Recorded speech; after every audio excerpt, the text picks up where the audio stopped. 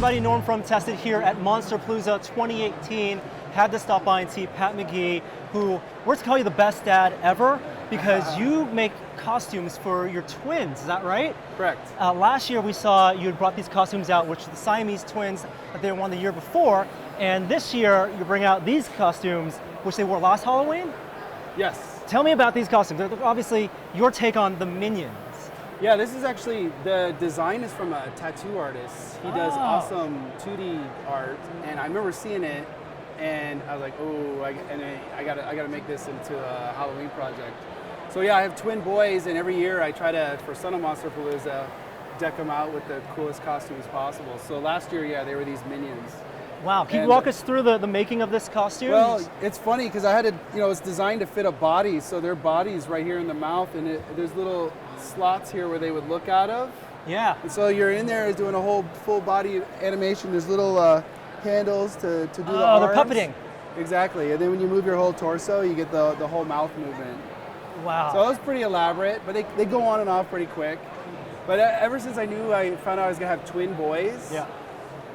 The minute I knew that was happening, I always was excited to stick them together and do Siamese twins. So this was a project I've been waiting many years to do, and they got to the age where they were old enough where I knew they could walk for an hour or two stuck together like this. So that was a mask. It was basically a mask for two. But it's full body costume, full body, arms and gloves and everything. Yeah. And I assume they like it?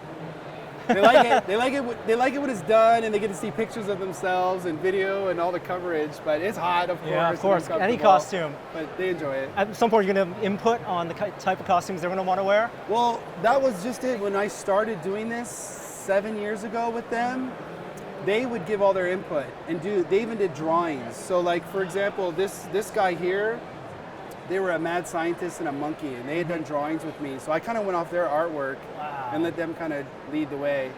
But there's been a couple times where obviously I was like, nah, we're gonna do this, specifically with these and that guy. But all for previous years, it was their idea. I mean, it's like, it looks more than a costume. Even after the costume is done, it works as a display. Absolutely, yeah, absolutely. Now you do stuff big and small. You have small collectibles, trinket-like items. You also have big pieces. What are you showing off new here at Monsterpalooza? Well, we have new little collectible items that I make just for Monsterpalooza. Little animals, little twists on animals and familiar objects. And then I also made a Beetlejuice snake collectible just for the show, to sell to collectors. And I'm also showcasing work from other films I've done, and then stuff we've done for Halloween Horror Nights. The Beetlejuice, that snake.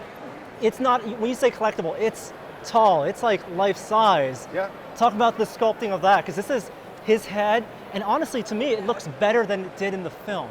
Well, the one in the film was a miniature, and it was, you kind of approach these things, flicking around on Instagram, and I saw a picture of the actual one as a miniature, and someone was handling it, and it's just like, that would be fun to make. But then I want to make it life size, how it is, and then you get into, I did the head first, and we started to do the body. I have a crew helping me. It was like, oh my gosh, we had to do the whole snake and all the scales. It just takes forever. And I was like, oh, we should have just made it miniature. And it's so striking that the face.